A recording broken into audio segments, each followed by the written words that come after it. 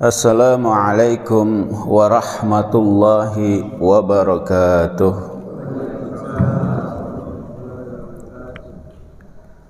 Alhamdulillahi rabbil alamin hamdan katsiran tayyiban mubarakan fihi kama yuhibbu rabbuna wa yarda hamdan yuwafi ni'amah wa yakafi mazidah. Nahmadullah nasta'inuhu wa nastaghfiruh wa nastahdihi wa nastansiruh wa nu'minu bihi wa natawakkal alaihi. Na'udzu billahi min syururi anfusina wa min sayyiati a'malina. May yahdihillahu fala mudilla lahu wa may yudlilhu fala hadiya lahu. Ashhadu an la ilaha illallah wahdahu la syarika lah. Ashhadu anna Muhammadan abduhu wa rasuluhu la nabiyya ba'dah. Allahumma salli ala sayyidina Muhammad wa ala ali sayyidina Muhammad kama sallaita ala sayyidina Ibrahim wa ala ali sayyidina Ibrahim wa barik ala sayyidina Muhammad wa ala ali sayyidina Muhammad kama barakta ala sayyidina Ibrahim wa ala ali sayyidina Ibrahim fil alamin innaka Hamidum Majid. Amma ba'd. Qala Allah tabaraka wa ta'ala a'udzu billahi minasy syaithanir rajim wa'bud rabbaka hatta ya'tiyakal yaqin. Hadirin yang mulia, kita bersyukur pada Allah Zat yang Maha Rahman Ar-Rahim. Al-Khaliq wallah, yang Maha menciptakan adalah Allah. Ciptakan seluruh manusia dan seluruh makhluk dari ketiadaan. Al-Malik wallah, yang Maha menguasai dan merajai hanya Allah. Kita manusia tidak menguasai, hanya ketitipan aja. Umur titipan, ya, usia titip dari Allah. Harta kita titipan, ilmu titipan, ya, anak istri keluarga, pangkat jabatan. Semua yang ada dalam diri kita ini cuman ketitipan.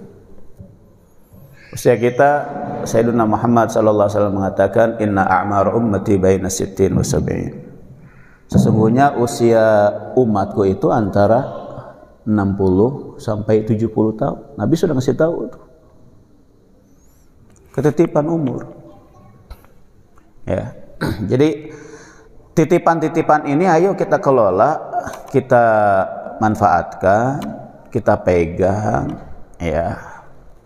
Kita kerjakan, kita tempatkan, kita maksimalkan kemanfaatannya untuk kehidupan yang sementara di dunia dan akhirat yang selama-lamanya. Makanya kenapa ada riwayat ad-dunya mazra'atul akhirah. Dunia itu tempat bercocok tanam. Panennya di mana? Di akhirat.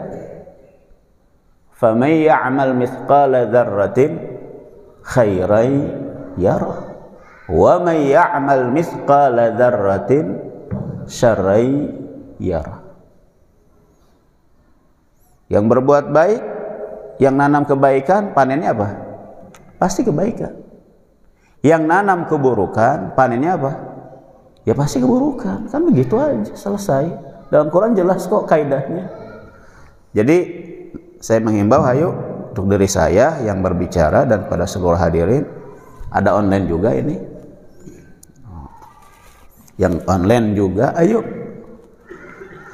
Yuk, mari kita senantiasa dalam setiap kehidupan kita di mana kita berada, tebarkan dan tanamlah kebaikan. Tanam kebaikan. Hadirin yang mulia, kembali kepada kitab kita Bulughul Maram. Ada riwayat wa Ibnu Umar radhiyallahu anhu qala lam yakun Rasulullah sallallahu alaihi wa alihi wasallam yad'u haula'il kalimat hina yumsi wa hina yusbih. Allahumma inni as'aluka al-afiyah fi dini wa dunyaya wa ahli wa mali. Allahumma astur awrati wa amin rawati wahfadhni min bayni yadayya wa min khalfi wa an yamini wa an shimali wa min fawqi wa a'udzu bi'azamatika an ughtala min tahti. Akhrajahu an-Nasa'i wa Ibnu Majah wa sahhahahu al-Hakim rahimahumullah ta'ala. Riwayat ini datang dari Sayyiduna Abdullah ibnu Umar. Sayyiduna Abdullah ibnu Umar radhiyallahu anhu ini termasuk sahabat yang banyak meriwayatkan hadis. Ya, di antara sahabat yang banyak meriwayatkan hadis adalah Sayyiduna Abu Hurairah radhiyallahu anhu, Abdullah ibn Umar, Abdullah ibn Abbas, Aisyah, Jabir bin Abdullah, Abu Sa'id Al-Khudri, dan Anas bin Malik radhiyallahu ta'ala anhum ajma'in.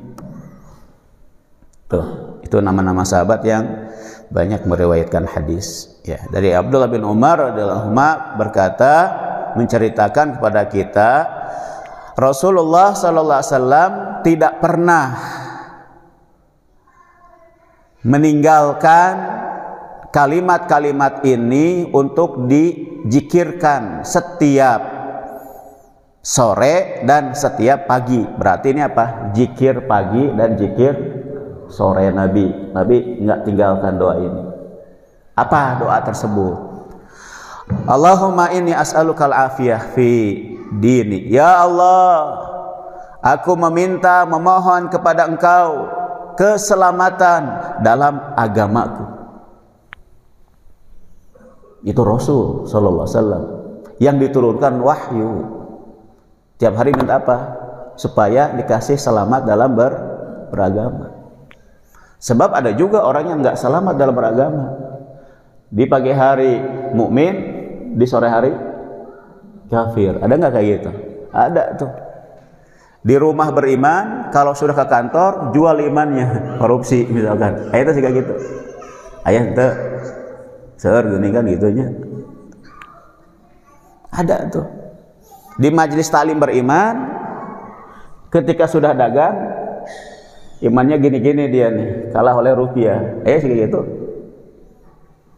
Ya, waktu sholat beriman, kalau sudah dengan urusan wanita, down. Kayak gitu. Agamanya tuh. Ketika kaya beriman, saat benghar kaya raya kieu, gitu. Atau sebaliknya, ketika apa? Kaya beriman, ketika miskin turun. Bisa di antara dua itu. Maka sayyiduna wa habibuna wa syafi'una Rasulullah sallallahu alaihi wasallam doakan ini untuk dirinya. Ya Allah, aku meminta kepada Engkau keselamatan, satu, dalam agama. Yang kedua, dalam keduniaan. Dunia penting enggak? Oh, penting. Dunia penting. Usahakan, sungguh-sungguh cari dunia. Cuman jangan cintai dunia melebihi cinta kepada Allah dan Rasul. Itu aja. Karena dunia penting. Orang yang mencari dunia, ya, untuk keperluan dirinya, istrinya, anaknya, orang tua yang sedang kesusahan, Nabi sudah ngasih tahu kan, fahuwa fi sabilillah. Dia sedang berjihad di jalan Allah, asal halal, kan begitu. Cuma saya lihat di sini wajahnya wajah sepuh-sepuh, pensiunan sih kan namanya sadananya. Sigana manupang anomna abdi hunkul ya 17 tahun kaluhur ya teh. Dunia penting hadirin. Makanya kenapa banyak doa-doa tentang dunia? Banyak tentang keduniaan kita. Wa ahli, ya Allah, berikanlah keselamatan. Aku minta kepada Engkau keselamatan dalam urusan keluarga. Keluarga penting hadirin. Nanti kita akan bicara tentang keluarga. Tentang pernikahan. Wah, seru nih pernikahan. Aduh, jomblo di dia. Atau hayang nyandung. Wajahnya udah ketar-ketir nih kalau bicara nyandung, sebab ada Kapolda ini lagi di online ini, lihat. Hadirin yang mulia, wa mali, ya Allah, aku meminta kepada Engkau keselamatan dalam urusan harta. Allahu Akbar. Allahumma astur aurati, ya Allah, tutuplah aibku, auratku. Sebab kita diperintahkan untuk tutup aurat dan ya aib juga. Wa amin rawati, berikanlah keamanan bagiku dalam hal-hal yang membuat aku takut. Kan kadang-kadang kita ada dalam kondisi cemas dan ketakutan, entah itu apapun bentuknya. Wahfazni min baini yadai, ya Allah, jagalah aku dari sisi depan, jagalah aku dari belakang, jagalah aku dari sisi kanan, jagalah aku dari sisi kiriku, dan jagalah aku dari atas, dan jagalah aku dari bawah, jangan sampai aku terjerumus, dibenamkan.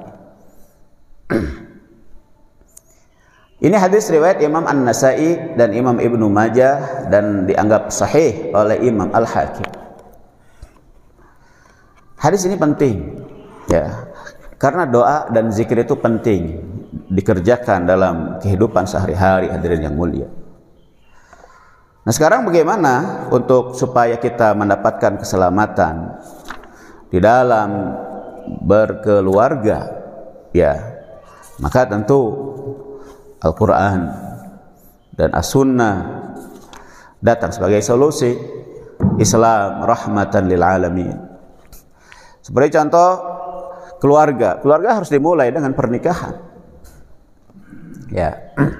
Seorang berkeluarga, punya istri, punya anak, punya suami, punya cucu, lalu ada paman, ada bibi, di atasnya ada kakek, ada nenek, di atasnya lagi ada siapa namanya, kan begitu. Hadirin yang dimuliakan Allah Subhanahu wa taala, Islam ini adalah agama yang melindungi fitrah manusia. Ya. Apa yang dibutuhkan oleh manusia, Islam datang kasih solusi. Ketika orang lapar dan dahaga, Islam mengatakan kulu washrabu wala tusrifu. Makanlah kalian, minumlah kalian, dan jangan berlebihan dalam makan dan minum. Ketika seorang dia tidak punya apa-apa untuk makan minum, Islam datang juga kasih solusi. Wa ja'alna an-nahara ma'asha. Kami jadikan siang hari untuk apa? Mencari nafkah. Ketika dia capek di malam hari, Islam kasih solusi. Wa ja'alna al-laila libasa. Kami jadikan malam sebagai pakaian untuk dia melindungi dirinya, istirahat, nyaman dan lain-lain. Solusi. Ketika manusia dia membutuhkan pasangan hidup, berkembang biak dan lain-lain, Islam kasih solusi, itu dengan cara apa? Menikah. Bahkan ketika seorang dia akan ke masjid, sedang berjalan dia dengar iqamat, tiba-tiba di tengah jalan dia sakit perut. Apa solusi Islam? Tetap ke masjid, sholat 5 waktu berjamaah, ke masjidnya atau ke WC heula. Gimana Ji? Kumaha enak? Bagaimana kalau bapak-bapak ini lagi kebelet? Wah, katanya kita sholat berjamaah 27 derajat, WC sakit perut, ini mah kecil, gue silakan. Allahu Akbar. Sekarang maca iftitah Al-Fatihah udah di ujung. Kumaha tah pada kayak kira-kira? Iya nandang mah. Nyaman gak sholat? Hah? Islam kasih solusi dalam bab ini. Sayyidina Muhammad mengatakan la salata inda mudafa'atil akhbasain. Tidak sah sholat atau tidak sempurna sholat saat menahan buang air besar dan saat menahan buang air kecil.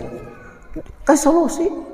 Sholat dianggap makruh, bahkan dianggap batal oleh sebagian ulama. Kenapa? Karena fitrah manusia ketika dia sudah gitu, disuruh apa? Dibuang. Seluruh aspek kehidupan, bahkan cara kita masuk WC diatur. Kayak gini, baca Allahumma inni a'udzubika minal khubuthi wal khaba'is. Duduknya juga diatur, ada caranya duduk di WC. Keluarnya diatur, kaki apa? Kaki kanan. Alhamdulillahilladzi adhaba 'anil adza wa afani. Masuk ke masjid diatur caranya. Berkendaraan ada caranya, berpakaian ada caranya, hadirin yang mulia. Yang urusan-urusan simple aja diatur, apalagi contohnya pernikahan, apalagi bisnis, apalagi ngelola negara yang katanya gede begini. Ada aturannya enggak dalam Islam? Oh ada, lengkap. Tinggal mau diamalin enggak? Mau disosialisasikan tidak? Mau diyakini dan diakui tidak? Syariah Islam ini. Hadirin yang mulia, bicara tentang pernikahan, maka nikah secara bahasa adalah ad-dhammu wal jam'u. Berkumpul, ya, berkumpul itu, bersatu itu pernikahan. Atau az-ziwaj, berpasangan. Karena di dalam ayat Al-Quran jelas banyak sekali yang berkaitan dengan pernikahan. Ya. Contoh misalkan, wa ankihul ayama minkum wassalihina min ibadikum wa imaikum iyakunu fuqara'a yughnihimullahu min fadlih wallahu wasi'un alim. Nikahkanlah oleh kalian orang-orang yang tidak punya pasangan, ya, dan orang-orang yang layak untuk dinikahkan dari kalangan hamba sahaya laki-laki maupun budak-budak perempuan. Jika mereka dalam keadaan fakir dan miskin, Allah akan luaskan harta mereka. Ini dalil tentang pentingnya pernikahan. Makanya ada riwayat dalam hadis Imam Bukhari, ya ma'asyaras syabab man istata'a minkumul ba'ah falyatajawwaz fa innahu aghaddu lil basar wa ahsan lil farji wa man lam yastati' fa alayhi bis-shaum fa innahu lahu wija. Rasulullah sallallahu alaihi wasallam bersabda, wahai para pemuda, barang siapa di antara kalian yang sudah mampu untuk al-ba'ah. Mampu al-ba'ah. Ba'ah ini dalam bahasa Arab satu, ba'ah itu adalah kemampuan untuk menyalurkan dan kebutuhan untuk menyalurkan hasrat seksual. Ya, dia punya itu, punya keinginan, ketertarikan kepada pasangan, ingin salurkan hasratnya kepada pasangannya. Apakah cukup dengan dengan kebutuhan dan keinginan? Enggak cukup. Yang kedua, dia mampu untuk ngasih mas kawin. Tadi kan cuma ingin doang, ingin pasangan fulan A, fulanah A misalkan. Cukup dengan ingin doang? Enggak. Harus punya kemampuan. Apa? Kemampuan ngasih mahar. Yang kedua, kemampuan ngasih nafkah kepada pasangan, istri kita. Kalau lahir anak, wajib tuh anak. Dan yang ketiga, yang namanya orang sudah nikah, dia tinggalnya dengan orang tua atau dia berkeluarga di luar sana, bagusnya mandiri, maka dia siapkan perumahan untuk siapa? Istrinya, walaupun ngontrak. Islam tuh wajib, hadirin. Ya, sekarang ada nggak di antara bapak ibu sekalian yang mau nyerahin anaknya kepada orang yang nggak jelas? Mau nggak kira-kira? Berani mempertaruhkan Anda membesarkan anak Anda dari SD, SMP, SMA, bahkan kuliah, tiba-tiba datang orang nggak jelas. Dari mana? Ya, dari antah berantah. Siapa nama Anda?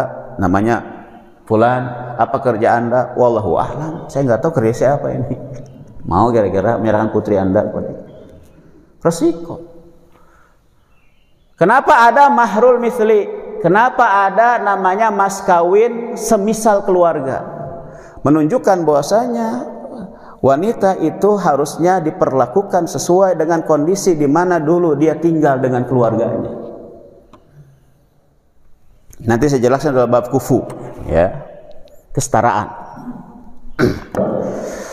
Hadirin yang dimuliakan Allah Subhanahu wa taala, maka dari sini alim ulama mengatakan seorang yang dia punya kebutuhan kepada hasrat pelampiasan, ya, nafsunya, ya, dan dia mampu untuk merealisasikan itu dengan cara siapkan mas kawin, siapkan nafkah, siapkan rumah bagi pasangannya walaupun kontrak, maka kata Sayyiduna wa Habibuna Rasul SAW, nikah.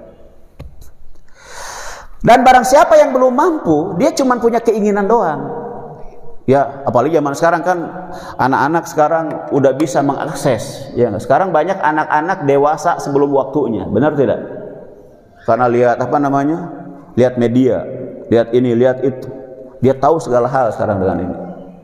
Ya, sampai kita kaget, kok anak kita cepat dewasa kan gitu.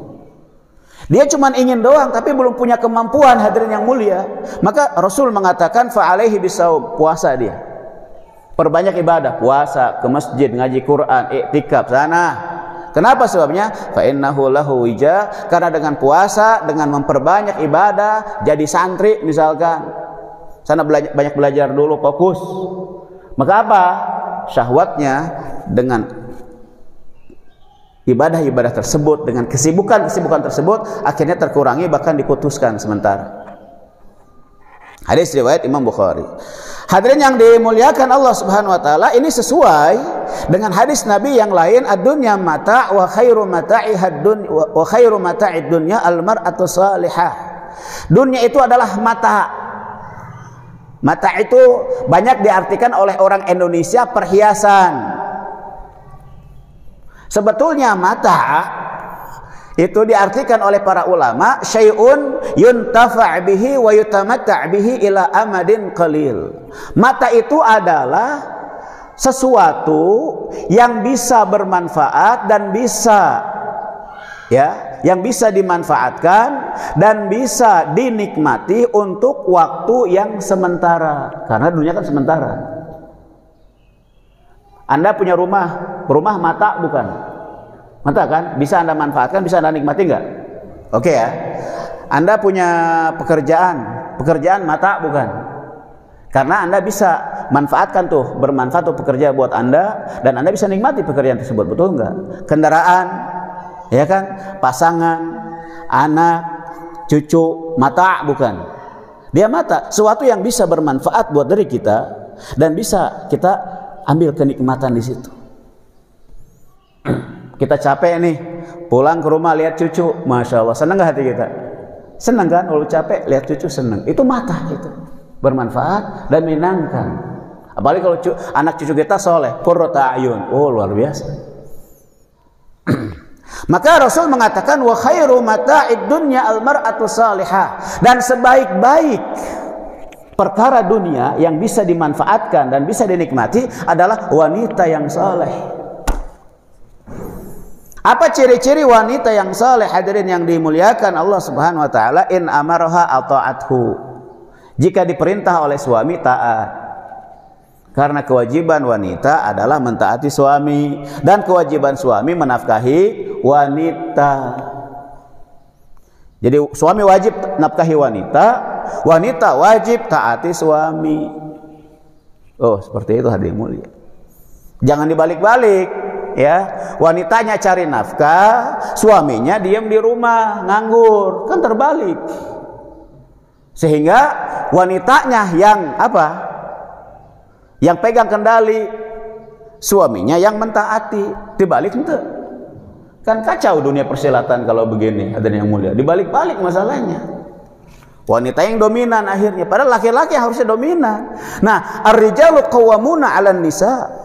Laki-laki itu kan dia punya hak untuk punya pegang kendali dan ditaati oleh wanitanya dengan cara apa? Dia punya agama dan dia punya dunia. Dia punya agama dan dia punya dunia. Maka hadirin yang mulia, ciri wanita yang solehah kelihatan. In amaraha ata'athu, dia taat kalau diperintah. Wa in nawara ilaiha sarrathu. Ya, kalau dipandang oleh pasangannya, oleh suaminya, itu menyenangkan. Karena apa? Penampilan dia dan akhlak dia menyenangkan. Wa in aqsama 'alaiha abarrathu. Seorang wanita yang saleh apabila suami bersumpah untuk melakukan sesuatu, itu ketika punya visi misi yang penting, cita-cita yang penting, abarrathu, ditunaikan, didukung itu cita-cita yang penting tersebut. Misalkan suami mengatakan, Bu, kita belum pergi haji nih, kita pergi haji yuk. Siapa? Gimana caranya? Kita nabung-nabung ya, kita irit-irit ya, Bu. Siap. Kerjasama tuh. Dari gaji pendapatan per bulan, berapa persennya di apa namanya, ditabungin dulu tuh, nggak diganggu-ganggu. Demi apa? Demi pergi haji. Kerjasama. Datang misalkan lewat tukang bakso ingin jajan, sabar heula, puasa bakso heula misalkan. Ingin beli motor baru, puasa heula demi haji misalkan. Si ibunya ingin beli perhiasan, puasa heula demi haji umroh, kan gitu. Ini kerjasama. Wanita yang soleh ketika suaminya memiliki cita-cita yang penting, maka didukung. Wa in ghaba anha nasahatu fi nafsiha wa malih. Jika suaminya pergi, tidak ada di rumah, maka wanita yang soleh akan jaga diri dan akan jaga harta suami. Karena dia tahu, dia takut sama Allah, dia merasa Allah Sami'un Basir, mendengar dan melihat. Memang suami nggak tahu, tapi Allah Maha tahu. Wanita bertakwa dia akan jaga kehormatan diri. Sekarang kenapa terjadi banyak perselingkuhan hadirin yang mulia? Karena takwa hilang. Karena rasa malu itu hilang. Kemarin Jumat saya khutbah di satu masjid di Sukajadi. Saya khutbah tentang al-haya. Dalam hadis Bukhari, wal haya'u syu'batun minal iman. Malu itu adalah bagian penting dalam keimanan. Apa definisi malu? Malu secara bahasa adalah taghayyurun wa inkisarun ya'tari bihil insan min khaufi ma yu'abu bihi. Ada perubahan dalam diri manusia, ya. Ada tidak jadi untuk mengerjakan sesuatu dalam diri manusia. Dia berubah dan gak jadi mengerjakan sesuatu itu. Kenapa? Karena dia takut dicela. Itu malu secara bahasa. Dan malu secara syariah definisinya adalah khuluqun yab'atsu 'ala istinabil qabih wa yamna' min at-taqsir fi haqqi dhi haqq. Akhlak, etika, moral, adab yang dimiliki oleh seseorang, sehingga adab-adab ini, akhlak ini mendorong dia untuk mampu meninggalkan segala bentuk keburukan, dosa, maksiat. Jadi orang yang suka melakukan dosa, maksiat, apalagi terang-terang di tempat umum, dia nggak punya apa? Tidak punya rasa malu. Siapapun orang yang dia melakukan dosa, perbuatan maksiat, pelanggaran-pelanggaran, ya, dia nggak punya rasa malu. Apalagi itu dilakukan di depan orang, malunya lebih tidak punya lagi, rusak tuh malunya. Itu yang pertama definisi malu. Yang kedua, wa yamna' min at-taqsir fi haqqi dhi haqq.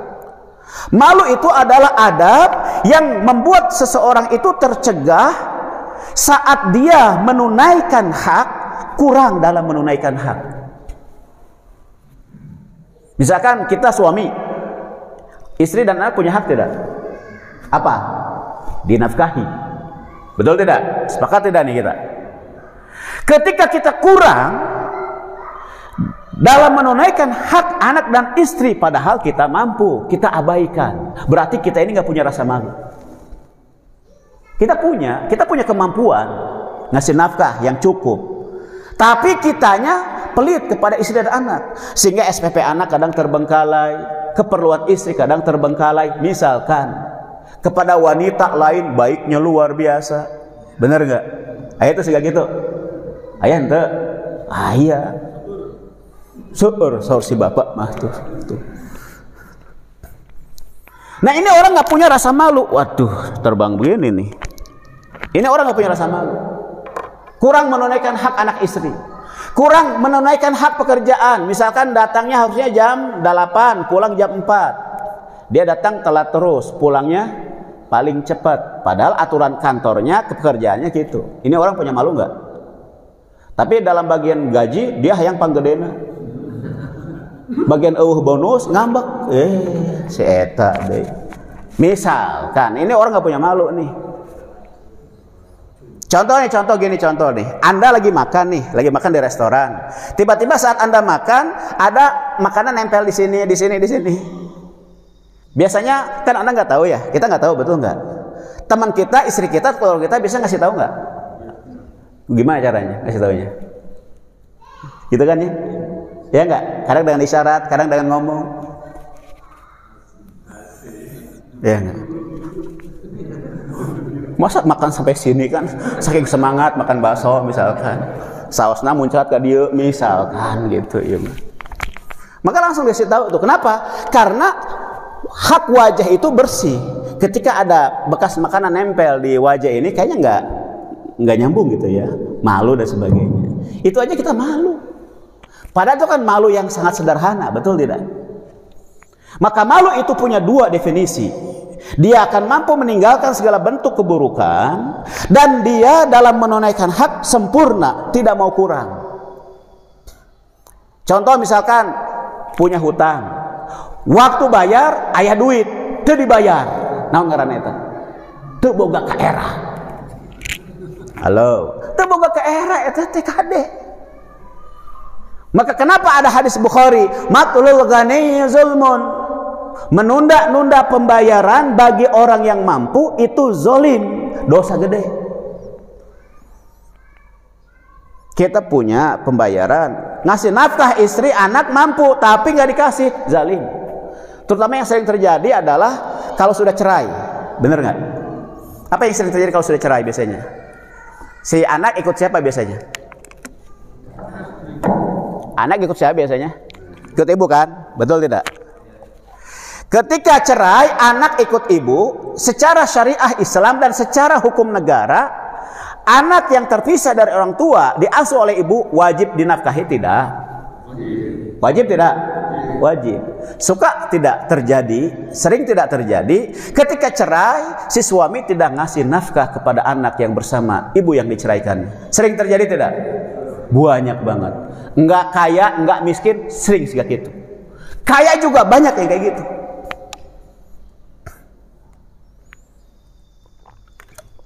Dia ya yang sudah cerai, kayaknya nggak berani ngomong kayaknya nih. Kalau saya tanya ya, gitu. Hadirin yang mulia, nah itu contoh nggak bayar utang. Contoh lagi misalkan satu rezim, satu negara ngambil duit dari rakyat, harusnya itu dana anggaran pendapatan belanja pemasukan dan bla bla bla apalah isinya buat rakyat dikorupsi. Teu boga naon eta? Teu boga kaera. Betul tidak? Sehingga ada istilah di satu negeri antah berantah tuh namanya itu. Siapa yang namanya koruptor? Koruptor itu adalah pejabat dan pengusaha yang ketahuan korupsi. Disebut koruptor. Lamun teu kanyahoan tetap disebut pengusaha dan pejabat. Ada anekdot kayak gitu tadi. Karena memang korupsi di Indonesia ini termasuk parah. Dan parahnya itu diakui oleh dunia. Punya indeks tuh, indeks korupsi Indonesia nomor berapa. Bayangkan kemarin saya baca di TV, ada seorang itu merugikan negara 104 triliun. Ada nggak? Lagi ramai kan? Benar nggak? Allahu Akbar. Si bulan ini sekian triliun, sebulan sekian triliun. Aduh, eta duit dibagikan eta ke masyarakat yang kurang mampu, bisa nggak? Oh, luar biasa. Jadi kita ini keadaan seperti ini bukan karena nggak makmur. Kita ini makmur banget, cuman terlalu banyak kebocoran. Kenapa? Karena yang memegang urusan ekonomi dan kekuasaan tidak punya malu. Jadi yang sekarang kita perlukan tuh orang-orang yang punya malu, bukan cuman pinter. Udah, jadi kayak itu tadi, kita lagi bahas pernikahan ya. Ini kita belum bahas nyandung ini. Nanti ada bab nyandung untuk pertemuan bulan depan lah ya, insya Allah. Ada. Coba ingat, ini jangan nanti kapoldanya, ibu-ibunya nanti marah ke saya ya, jangan ya. Tapi kan ada pembahasannya. Sekarang saya bahas nikah dulu. Oleh karena itulah hadirin yang mulia, Sayyiduna Muhammad mengatakan sebelum proses pernikahan ada dulu kriterianya. Tunkahul mar'ah li arba'in. Limaliha, wali hasabiha, wali jamaliha, wali diniha, fadfar bidzatidin. Wanita itu dinikahi karena 4 faktor. 1, karena dia punya harta. Yang kedua, karena keturunan dia baik. Yang ketiga, karena dia punya paras cantik. Dan yang keempat, dia punya agama kesolehan. Maka beruntunglah kamu wahai laki-laki yang nikahi wanita soleh. Pak Ustadz, lamun gitu saya mah cukup wanita soleh, banget anjur kurang naon. Lain gitu maksudna. maknya wanita soleh banget siga mak lampir pan orangnya embung atuh. Henteu kitu hadirin. Tetap yang namanya soleh prioritas utama, tapi wajah tetap dong jadi motif kita, benar nggak? Ya kan? Begitu. Atau keturunannya harus jelas juga dari mana. Ya, tuh. Wanita dinikahi karena 4 ini. Sama laki-laki juga dinikahi karena 4 faktor ini. Laki-laki itu punya harta nggak? Apalagi laki-laki. Ya nggak? Jangankan laki-laki, wanita aja dilihat hartanya. Karena itu tetap bagian penting dalam pernikahan. Walaupun yang paling penting agama. Nah, sebagaimana wanita dinikahi karena 4 faktor ini, karena harta, karena keturunan, karena paras cantik, dan karena agama, dan beruntunglah laki-laki yang menikahi wanita yang beragama, yang soleh. Maka sama, wanita pun menikahi pasangan hidupnya itu laki-laki, satu karena hartanya, punya kerja enggak? Minimal kan kerja heula, dengan kerja mampu memberikan mahar, nafkah, dan perumahan, walaupun kontraktor, kan gitu. Fasfar bidzatid, beruntung kalau kita seperti itu. Maka hadirin yang mulia, Sayyiduna wa Habibuna Muhammad SAW juga mengatakan, idza ja'akum man taradawna dinah wa khuluqah fazawwiju illa taf'alu takun fitnatun fil ardi wa fasadun kabir. Ini bapak-bapak nih, ya masih ada nggak yang putra-putrinya belum dinikahi? Masih ada nggak di sini? Masih ada kan? Masih banyak kan? Nah, ini kita cerita nih supaya nanti kita jadi patokan. Rasul mengatakan sallallahu alaihi wasallam, "Hai umatku, kalau ada datang ke rumahmu meminta anakmu dan dia satu, kamu ridho, agama dia ridho." Apa ciri-ciri kamu ridho agama dia itu bagus? Satu, fi'lu ta'ah, taat orangnya. Allahu Akbar, Allahu Akbar. Punten Bapak calon mertua sudah azan, boleh saya ke masjid dulu? Wah iya mah ya, calon minantu halus ya. Benar tak? Benar tak? Itu wah halus, masya Allah. Ke masjid, tak budak, mau ngambil anak putri saya ke masjid, eta minta izin ke orang wanian, halus, eta mah berprinsip. Ya enggak? Ya. Itu yang pertama. Yang kedua apa? Tarkul muharramat, dia mampu meninggalkan hal-hal yang diharamkan. Tuh, itu ciri agama minimal bagus saja. Yang berikutnya apa? Muwadzabah 'alal amal soleh, suka beramal soleh. Wa khuluqah, dan kamu ridho dengan akhlaknya. Apa ciri-ciri orang akhlaknya baik? Dia akan menunaikan hak-hak orang lain dengan benar. Kelihatan akhlaknya. Pas datang, salaman heula. Assalamualaikum Bapak. Cium tangan kita. Masya Allah. Pagar budak. Bapak punten ada hadiah dari saya. Gak usah banyak-banyak ini. Masya Allah. Martabak, saloyang. Wah ajib. Pagar budak. Pas masuk ke rumah, tundukkan pandangan, ngelihat ibu kita, tundukkan pandangan. Kenapa nak tundukkan pandangan? Bukan mahram. Wah ajib, kapa majikan orang teningal, pada geus kolot. Kau mau kanu geulis kan gitu. Wah iya budak halus ya akhlakna ya. Kan gitu. Ya, kita tanya di mana nak kerja? Oh saya kerja di satu perusahaan Bapak, BUMN. Oh di Pertamina, masya Allah. Kok mau kan Pertamina, cina ajib. Bagian tukang nyapu.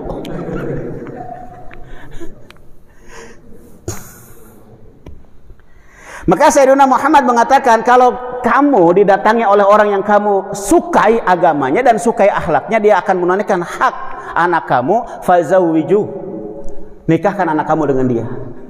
Kalau kamu tidak kerjakan, maka akan terjadi takun fitnatun fil ard, akan terjadi kerusakan di muka bumi dan fitnah yang besar. Jadi bapak-bapak, ibu-ibu, ada di online ibu-ibu enggak? Ada. Ibu-ibu, kalau ada ya ibu-ibu nih terutama nih, kalau ada nanti orang minang anak kita atau putri kita, agamanya bagus, akhlaknya bagus, nikahin. Udah sebab jarang atuh, saya kan gitu. Udah nikahin. Maka untuk menikahkan anak kita ini, atau jangan-jangan di antara kita mau menikahkan kita yang sendiri. Nah, ini ada senyum-senyum ini. Ya teh senyum-senyum naon ya teh hayang. Hadirin yang mulia, maka untuk menikahkan itu perlu kufu. Perlu apa? Kesetaraan. Satu, kesetaraan dalam agama. Kesetaraan itu ada satu dalam agama. Pastikan anak kita nikah dengan sesama muslim. Itu kufu, yang itu wajib.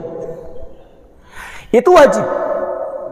Yang kedua, dianjurkan pastikan anak kita nikah dengan orang yang agamanya bagus, yang tadi kita ridhoi. Yang ketiga, yang kedua nih, kufu dalam pengertian dalam ekonomi. Contoh misalkan ada tukang ngangkut sampah, dia meminang anak bupati. Sakufu tuh, bapak. Itu sakufu.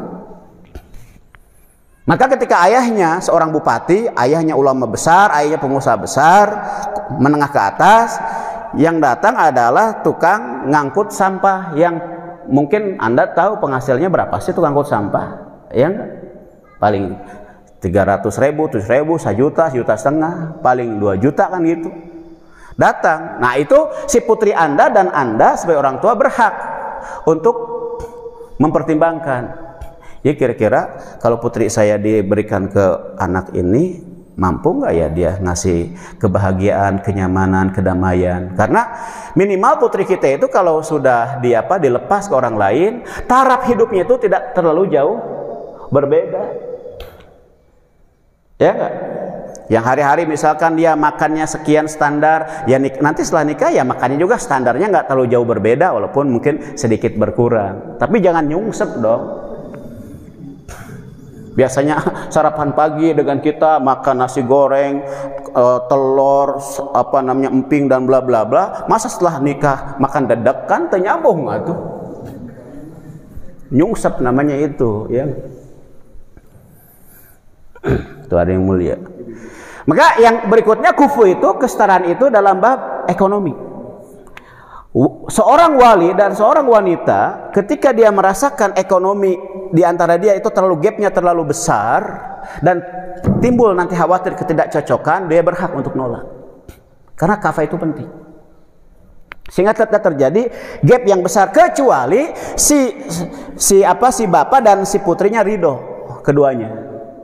Misalkan datang nih yang tukang pemungut sampah, misalkan yang penghasilan pas-pasan, datang ke pengusaha besar misalkan atau pejabat, udah cinta tuh si anaknya, si bapaknya juga melihat potensi anak ini nih bisa saya lah bantu nanti dengan usaha sebagainya untuk menaikkan taraf ekonomi kan begitu.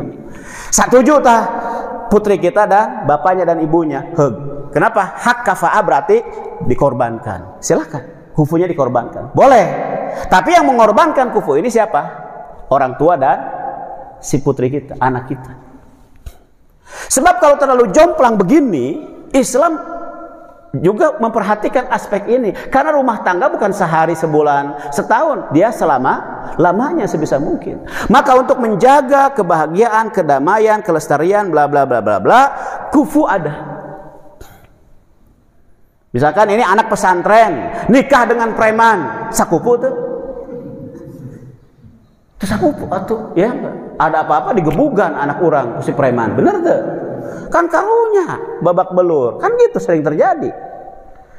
Cuma kan sekarang ada preman tobat. Nah, saya juga nggak tahu preman tobat benar-benar tobat atau tobat-tobatan, kita nggak tahu juga. Tuh, hadiah yang mulia, penting. Yang ketiga, kufu itu adalah dalam masalah apa?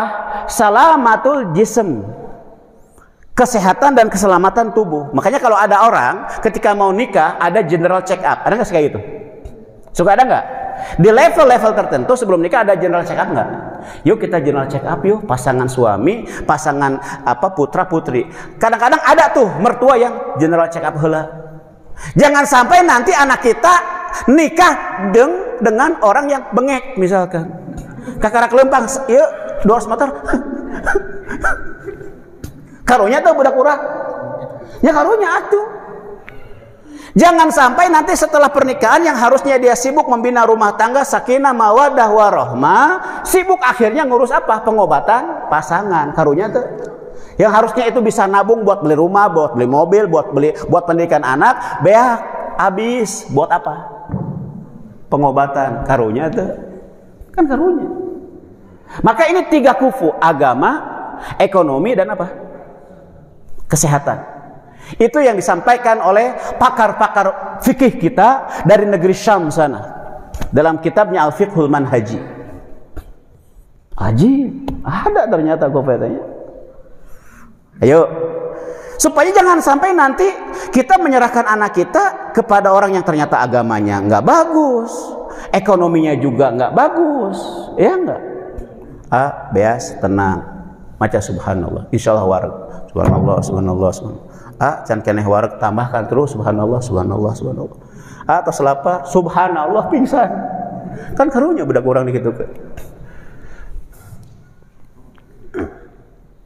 Jelas ya, kufu Pak? Itulah. Kufu penting. Walaupun dia bukan wajib, dia dianjurkan kufu itu. Ya, anak ahli masjid dengan dinikahkan dengan yang taat juga, kan gitu. Nah itulah, dia bukan wajib tapi dia dianjurkan. Kenapa dianjurkan? Demi melestarikan, demi mewujudkan sakinah, mawaddah, warahmah. Karena dia perlu lahir dan perlu batin. Seorang suami ketika dia sudah nikah, dia wajib memberikan nafkah lahir, sandang, pangan, papan seksual, dan nafkah batin, iman dan ilmu. Tuh, Bapak, Ibu yang mulia. Sampai jam 6 ya. Ini udah 5 menit lagi nih kan ya. Kita tanya jawab sesi ya, buat sesi tanya jawab. Nah itu dia Bapak Ibu yang mulia. Dah aja. Yang berikutnya nafkah. Nah, terakhir nafkah lah. Ini sebetulnya kajiannya panjang nih, ya enggak? Kan orang kan sajam di dia, ya kan? Saya juga setelah ini ada majlis taklim lagi. Bagaimana cara kasih nafkah? Dalam hadis Bukhari, waktu kemarin hari Jumat saya ngajar Bukhari anak-anak kelas Darul Hadis.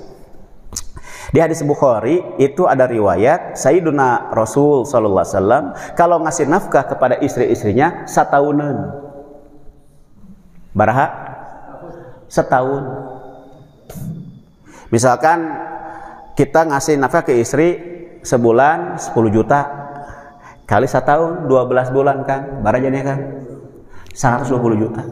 Istriku tercinta, ini nafkah ya sesuai sunnah Nabi 120 juta keur satahunan. Punten sing saepnya lamun kurang minta deui. Wajib eta soleh eta suami.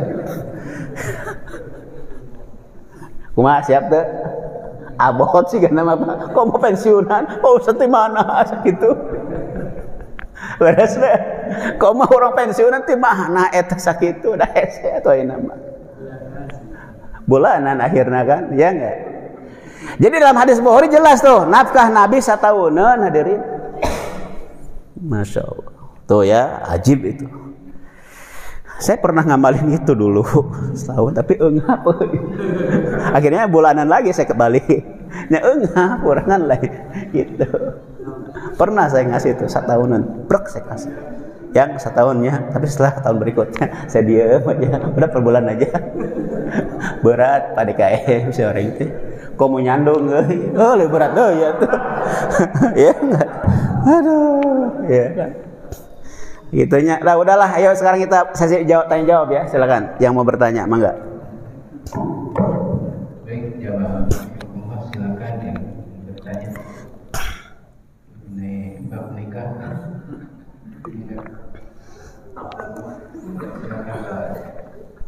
Mangga DKM. Untuk memilih calon suami buat anak kita, apakah memang harus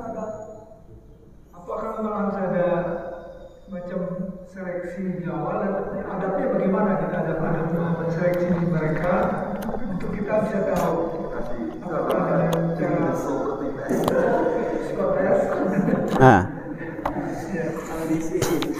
Jadi kalau kita mau menikah anak kita, kita tanyakan secara langsung. Ada tekniknya kita supaya kita tidak menyinggung dia. Oke. Adabnya bagaimana? Baik.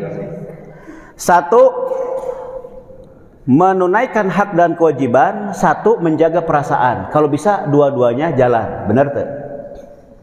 Tapi kalau dua-duanya nggak bisa jalan, jangan pakai perasaan. Pakai kaidah apa? Hak dan kewajiban.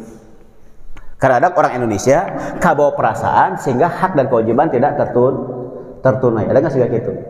Ada kan? Mau nagih utang, izin, perasaan kan? Akhirnya nggak jadi lagi utang kan gitu. Contoh misalnya sama, apalagi putri kita, wah nggak khawatir tersinggung nggak? Ya memang yang namanya nikah makan gitu kaidahnya, bukan pakai perasaan juga, pakai pertama kali syariah.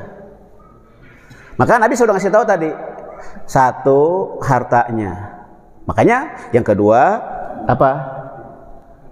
Keturunan, yang ketiga parasnya, yang keempat agama. Maka untuk tahu ini, si calon itu wajib datang dan ketemu kita. Namanya silaturahim, berziarah. Ketemu kan, nanti kan bapak-bapak kan bisa lihat wajahnya. Betul tidak? Kasep kan gitu ya.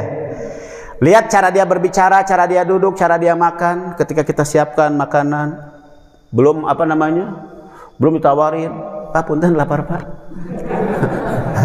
Pak punten badai dibungkus ku abdi Pak. Kan udah tahu itu, ya enggak? Itu wah ya mah calon ya. Udah tahu tuh, tapi kalau dia akhlaknya sopan, cara berbicara, Masya Allah. Kan gitu. Lalu kita mulai bertanya, jang di mana? Budak saha? Kan gitu ya. Oh, abdi ti ieu daerah anu, bapak abdi anu, haji anu dan bu haji anu. Oh, bapak ibunya haji. Itu kita udah mulai ini. Kita sedikit gali informasi dengan cara kita ya pintar-pintaran aja lah, itu mah orang tua dalam menggali informasi. Kan itu. Silaturahim dulu, ketemu dulu. Ya, ketemu aja, ketemu. Berapa kali ketemunya? Terserah. Sampai Anda sebagai orang tua merasa yakin dapat info dan data mengenai calon pasangan anak Anda dengan maksimal. Betul. Berarti makin banyak ketemu, makin banyak silaturahim antara anak dan kita, calon dan kita, makin bagus tidak? Makin bagus. Selama dalam rangka apa? Memastikan anak kita tidak mendapatkan pasangan yang nggak bagus misalnya. Silakan informasi data. Berikutnya, dengan cara apa? Kalau dia wanita, kan kalau wanita itu kan Nabi datang seorang sahabat, ya Rasul saya mau nikah. Kata Nabi, nikah dengan siapa? Wanita Ansor. Udah lihat belum mata dan telapak tangannya? Wajah dan telapak tangannya? Belum. Sana, balik lagi kamu. Lihat wajah dia dan telapak tangan dia. Karena dalam mata Ansor itu ada sesuatu yang kalau kamu nggak suka, khawatir nanti pernikahan kamu nggak bagus. Akhirnya dia datang, dilihatlah wajah wanita Ansor ini dan dilihatlah telapak tangannya. Untuk memastikan siapa calonnya kalau wanita. Berapa kalikah seorang laki-laki yang akan menikahi wanita boleh melihat wajah dan telapak tangan? Bisa beberapa kali.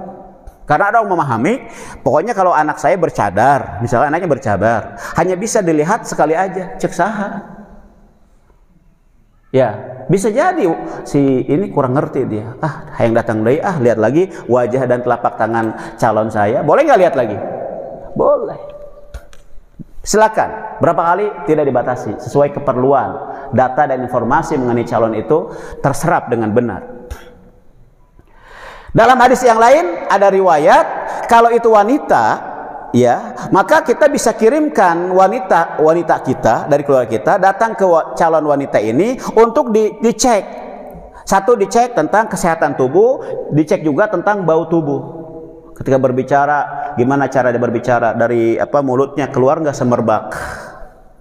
Karena kalau keluar semerbak nggak bagus, nanti kan suami kan senang nggak kira-kira? Nggak senang kan? Nah, berbicara begini. Padahal Nabi SAW kalau beliau mau masuk rumah, beliau siwakan dulu, gosok gigi. Nabi itu. Nabi SAW kalau masuk rumah, siwak heula, gosok gigi. Dan Nabi tengududnya kade. Nu tengudud hungkul Nabi masuk rumah gosok gigi. Komo nu udud. Dia ududan dah. Komo yang di luar makan jengkol, makan pete, ke rumah gosok gigi dulu supaya berbicara sama anak istri bagus aromanya. Setuju itu? Itu setuju itu? Ayo tuh bilang setuju kan gitu. Yang jadi gitu Kang. Jadi gali informasi dengan cara langsung, online dan offline. Wah, sekarang mah ada offline dalilnya. Iya offline, iya online kan gitu. Kirimkan keluarga kita. Bener tuh ya budak. Alamat di anu, kita kirimin nih keluarga kita. Coba cek ini. Alamatnya di mana, Jang? Di anu Pak. Kirimin orang. Lihat, tep. Oh, benar rumahnya ada. Tanya keluarga sekitar. Ini teh rumah si fulan. Oh iya. Oh dia iya rumahnya ini milik dia dan keluarganya. Oh masya Allah. Oh iya kata informasi yang lain. Ngan sabulan deui saya kontrakanana. Kan ketahuan tuh. Bener nggak? Bener nggak? Cari informasi. Boleh cari informasi kayak gitu? Nah memang harusnya begitu. Info. Untuk kesehatan bisa general check up. Kenapa? Kan itu bagian kufu. Maka bagaimana cara kita mencari informasi? Bisa macam-macam. Tadi dengan ketemu berkali-kali, dengan kita ngirim orang kalau itu wanita, supaya wanita-wanita kita gaul dengan calon besan putri kita ini tahu putri kita, oh calon besan putri ini ternyata badannya sehat, ini parasnya ini nggak penyakitan, sip, mantap, keluarganya keren. Silakan dengan cara apapun, yang penting cara tersebut patut. Masalah menyinggung perasaan dan tidak itu nomor berikutnya. Pak DKM ya.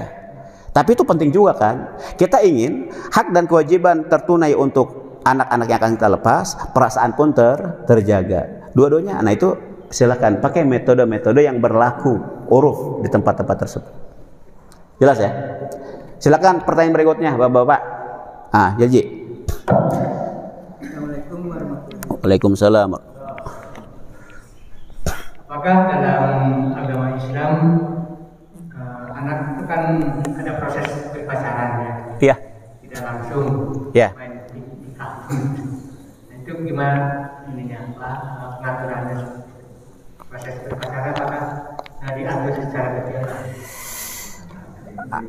Kalau berpacaran itu dalam pengertian sekarang, kenalan, berkomunikasi, dilanjutkan dengan kedekatan, dilanjutkan dengan keintiman, yang seperti berlaku sekarang, maka pacaran seperti itu adalah haram dan tidak ada dalam syariat Islam.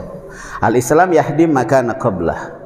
Islam itu meruntuhkan seluruh amalan-amalan, seluruh teori-teori jahiliyah. Islam datang meruntuhkan apa? Seluruh teori dan praktek-praktek kufur, syirik dan jahiliyah. Dan metode pacaran yang seperti sekarang terjadi itu jahiliyah.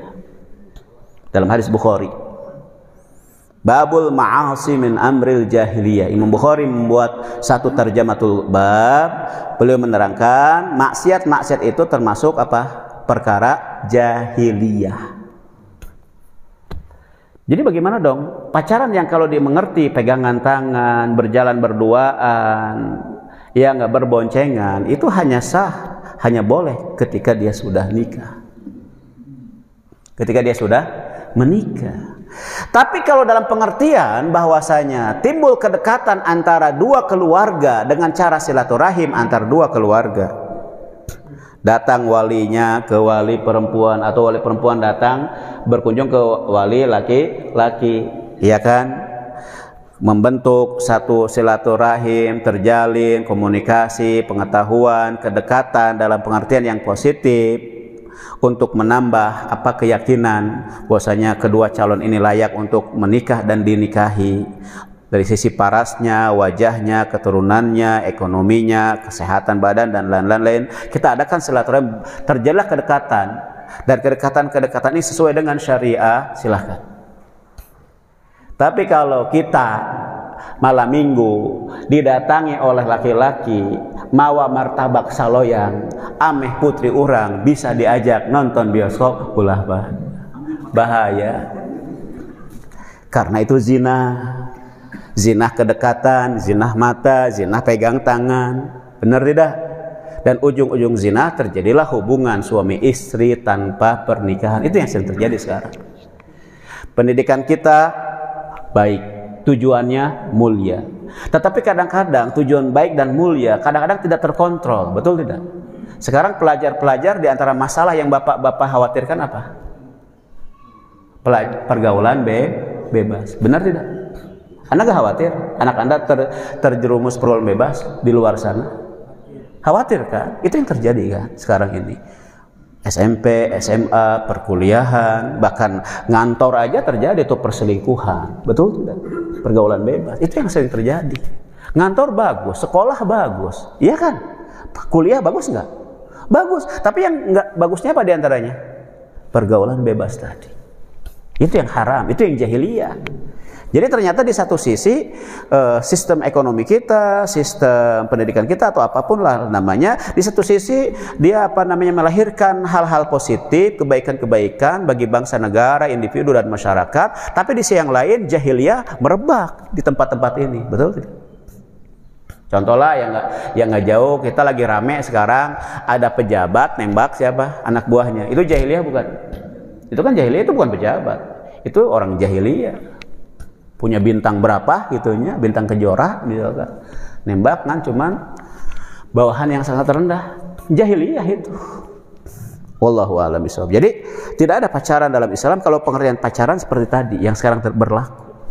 Ya, komunikasi, kedekatan, keintiman, berbuat seenaknya, sebebasnya itu haram, jahiliyah. Maka pacaran seperti itu hanya sah ketika sudah Islam. Ketika sudah kita nikah. Makanya tadi saya bilang, dengan silaturahim antara kedua belah pihak, insya Allah kita akan bisa mulai mendapatkan titik terang siapa calon besan kita dan siapa calon mantu kita. Itulah penting komunikasi. Dan tidak cukup dengan say hello, ya enggak, cukup datang, pahami siapa dia dan sebagainya. Itu saran dari saya. Ya, wallahu a'lam bishawab. Makanya biasanya umat Islam itu akan kelihatan di masjid-masjid, di majelis-majelis taklim, di tempat-tempat usaha. Kita bisa lihat itu. Kalau dia punya rumah di mana, masjid di mana, tanya, "Jang, didinya lama sholat di mana?" Masjid Anupa. Datang aja subuh. Datang tuh. Oh, tak aya euy.